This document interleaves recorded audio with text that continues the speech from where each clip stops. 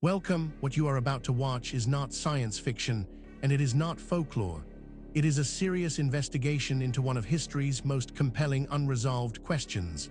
The mystery of the WOW signal, the only candidate SETI message we've ever received.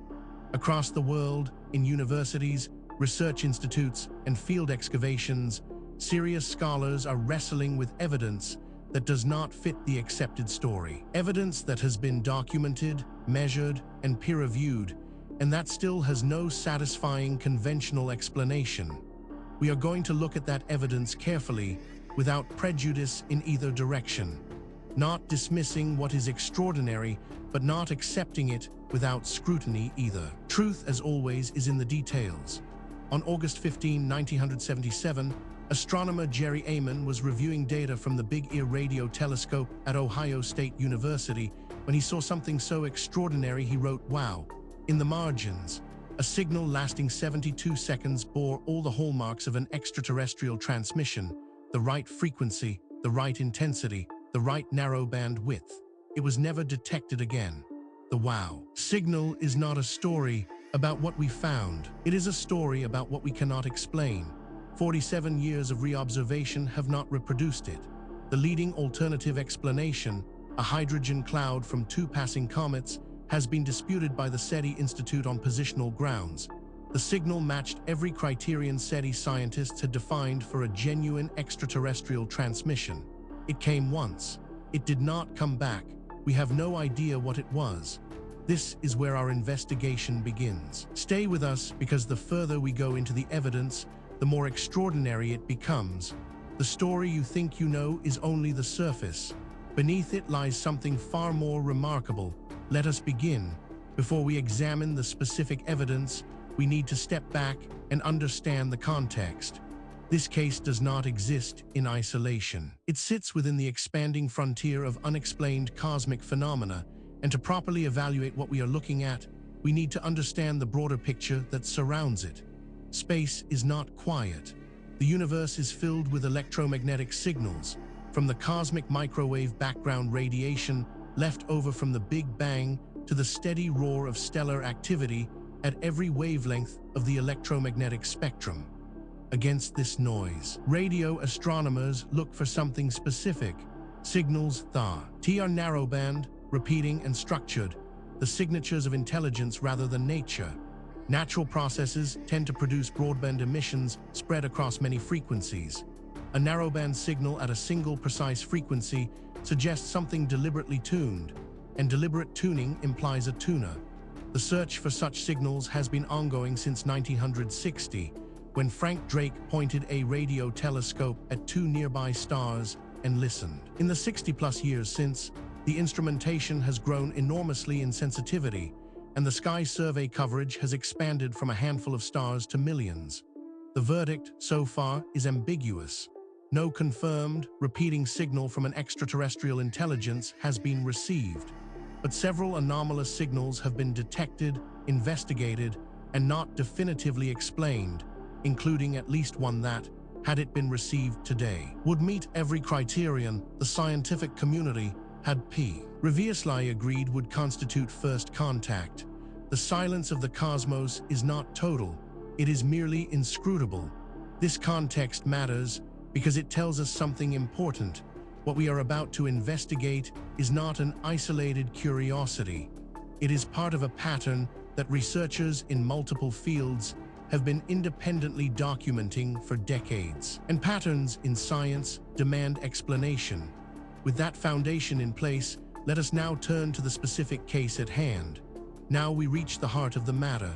The core evidence surrounding the WOW signal, the only candidate SETI message we've ever received, is more extensive, more verified, and more troubling for conventional explanations than most people realize. Let us walk through it systematically, fact by fact, and allow the evidence to speak for itself.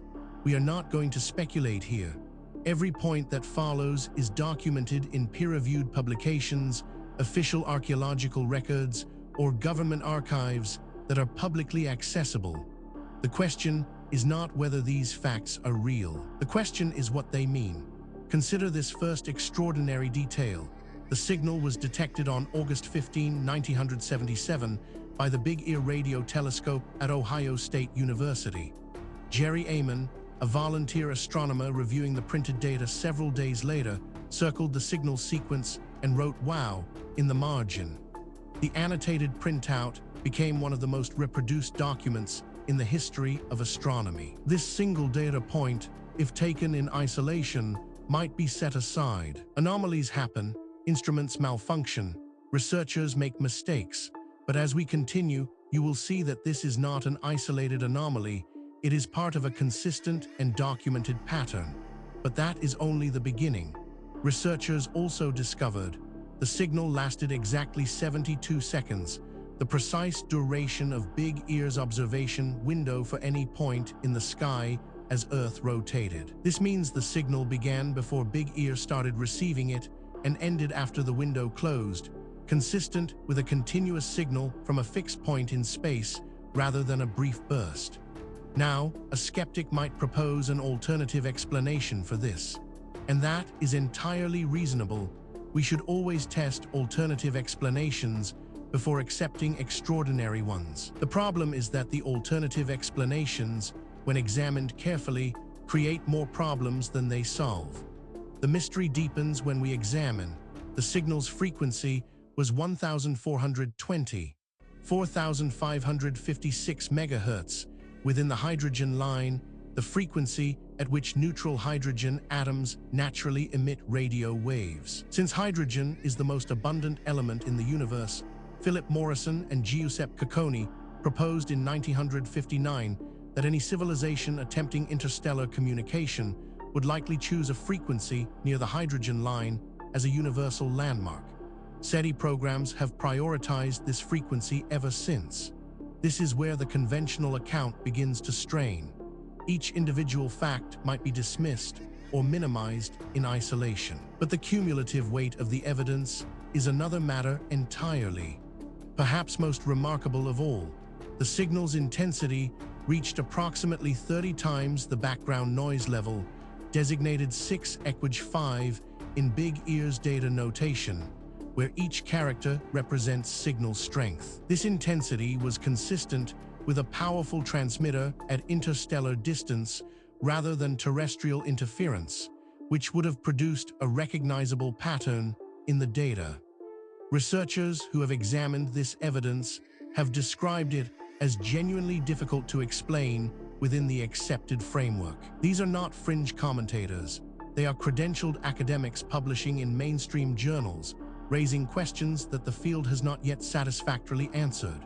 Then there is the matter of the signal's direction of origin was traced to the constellation Sagittarius, near the Chi Sagittarii star group. More than 50 attempts to redetect the signal from the same location, using Big Ear and subsequently other radio telescopes, have produced no repeat. The signal has never been detected again in any subsequent observation. What makes this particularly significant is its independence from the previous points. This is not a case of one theory requiring another. These are separate lines of evidence converging on the same uncomfortable conclusion. Adding to the enigma is this finding. In 2016, Antonio Paris, an astronomer at St. Petersburg College, published a paper in the Journal of the Washington Academy of Sciences proposing that the WOW signal was caused by a hydrogen cloud surrounding one or both of two comets, 266P/Christensen and 335P/Gibbs, passing through the region at the time. The SETI Institute and other researchers disputed the hypothesis, arguing the comets were not at the correct positions to account for the signal. Taken together, these facts form a pattern that cannot be explained by coincidence, misidentification, or methodological error. Each piece of evidence has been examined by skeptics. Each has been subjected to alternative explanations. And in each case, the alternative explanation falls short of accounting for everything that has been documented. We are left with a body of evidence that demands explanation and an accepted narrative that does not provide one. This is where serious inquiry begins. Now that we have established the evidence, we need to examine the theories that researchers have proposed to explain the WOW Signal, the only candidate SETI message we've ever received. This is where the debate becomes most intense, because the theories reflect not just different interpretations of the same evidence, but fundamentally different assumptions about what is possible and what the past looked like. Understanding these theories is not just an academic exercise. Each one has been championed by serious researchers with genuine credentials, and each one captures something that the others miss. The truth, if it is ever established, will likely draw on elements of several. The first major explanation proposed by researchers holds that the signal was an extraterrestrial intelligence transmission. The explanation it was designed to be assessed against. Its frequency, intensity, narrowband character, and 72-second duration all match the predicted profile of an intentional interstellar broadcast. The failure to detect it again is the primary argument against this interpretation, though a civilization transmitting continuously might still produce a signal detectable only once given pointing and timing constraints. This interpretation has significant academic support and is backed by substantial evidence, but it is not without problems. Critics point out that it requires assumptions that go beyond what the evidence strictly supports, and that key predictions of this theory have not been confirmed by subsequent research. It remains contested, and the contest is productive. A rival school of thought argues that Antonio Paris's 2016 comet hypothesis proposes that hydrogen gas clouds surrounding comets 266P/Christensen and 335P/Gibbs produced a natural narrowband signal at the hydrogen frequency as they passed through Big Ear's observation window. The SETI Institute responded that the comet's computed positions for August 15, 1977 do not place them in the correct sky position to account for the signal's origin point. Paris has maintained his position. This theory is controversial, and deliberately so. Its proponents argue that the evidence demands an explanation outside the conventional framework. Critics counter that extraordinary claims require extraordinary evidence, and that the evidence presented, while suggestive, does not yet meet that standard. The debate continues in peer-reviewed literature. Perhaps the most unconventional theory suggests that a natural astrophysical source, as yet unidentified, produced the signal. Known natural radio sources do not typically produce narrowband signals at the hydrogen frequency with the intensity and duration observed. The narrowband character of the WOW signal is its most scientifically constraining feature. Natural broadband sources produce signals across a range of frequencies, whereas the WOW signal appeared in a single narrow channel. What is striking about this debate is not merely that experts disagree. That is normal and healthy in science. What is striking is the quality of the disagreement. Serious researchers working from the same body of evidence, reaching genuinely different conclusions. That level of fundamental disagreement, when it persists over decades, is a signal that something important has not yet been understood. The question is not which of these theories is right. The question is whether any of them is right, or whether the truth is something that none of the current frameworks has yet been able to capture.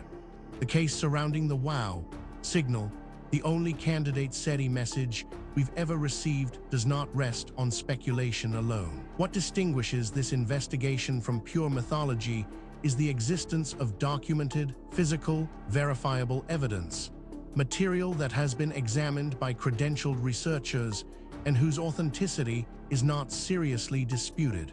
What is disputed is its interpretation. Let us review the most significant documented evidence as objectively as possible. We are not going to cherry-pick the data that supports a preferred conclusion. We are going to lay out what exists and let you draw your own assessment. Physical evidence supporting this account includes the original Big Ear printout with Ehman's annotation is the primary physical document. The signal data has been analyzed multiple times by independent researchers and consistently confirmed as genuine.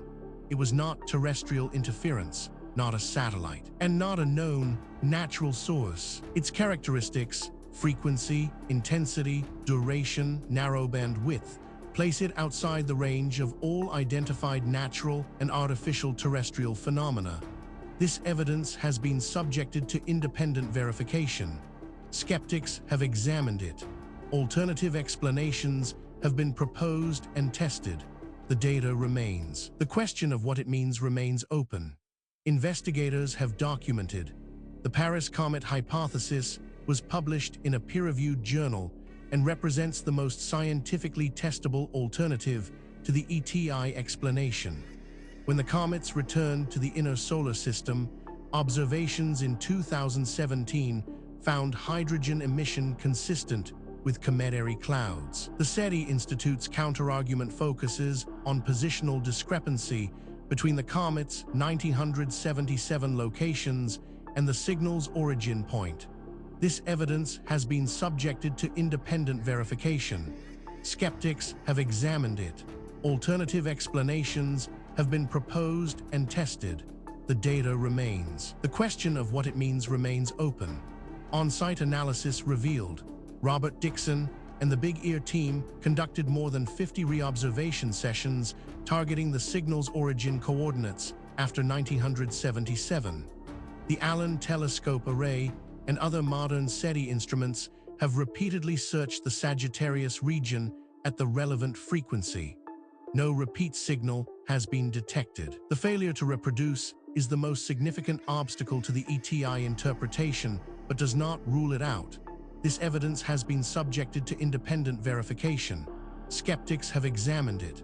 Alternative explanations have been proposed and tested. The data remains. The question of what it means remains open.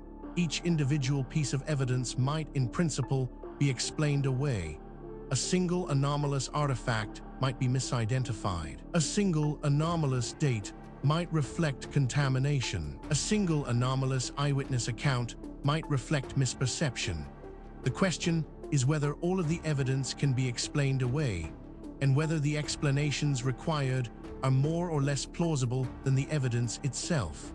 When multiple independent lines of inquiry converge on the same conclusion, that convergence is the most powerful signal in empirical science. And that is exactly what we are seeing here. We have examined the history, the evidence, and the theories surrounding the WOW signal, the only candidate SETI message we've ever received. Now we need to ask the question that is sometimes overlooked in discussions of ancient mysteries. Why does this matter? What does it mean for us today? It would be easy to file this away as an interesting historical curiosity, a puzzle from a distant past with no bearing on our present lives. That would be a fundamental mistake. The questions raised by this case touch on issues that are directly relevant to who we are, where we came from, and what the human story actually looks like before the period covered by conventional history. Big Ear was demolished in 1998 to make way for a golf course expansion.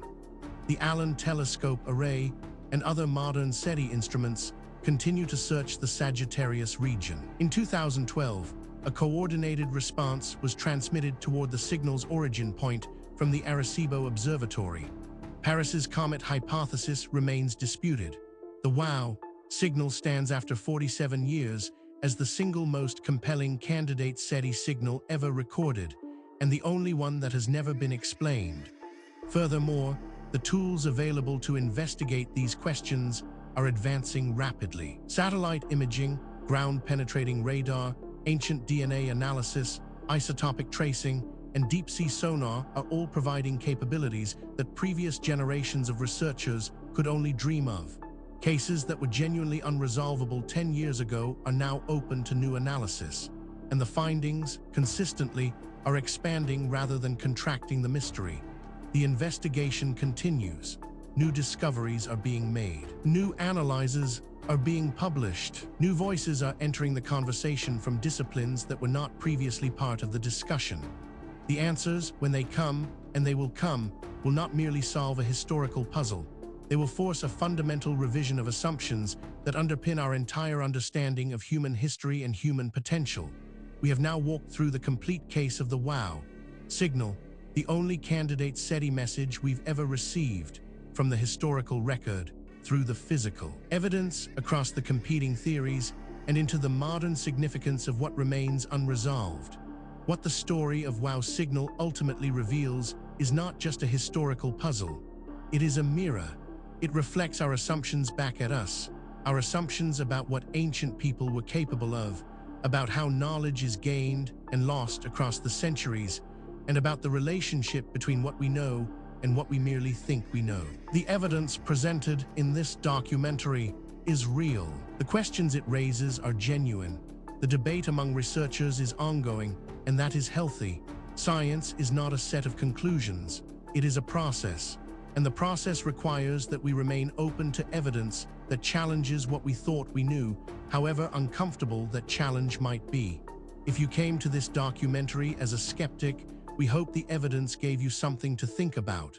If you came as a true believer, we hope the critical examination gave you a more nuanced picture. The truth, as always, lies in the evidence, not in what we want to be true. Thank you for watching. If this investigation sparked your curiosity, please subscribe to the channel. We publish new documentaries every week, covering the full range of historical mysteries that the mainstream has not yet adequately explained. Leave a comment below telling us which case you want us to investigate next. The conversation continues. The investigation never ends.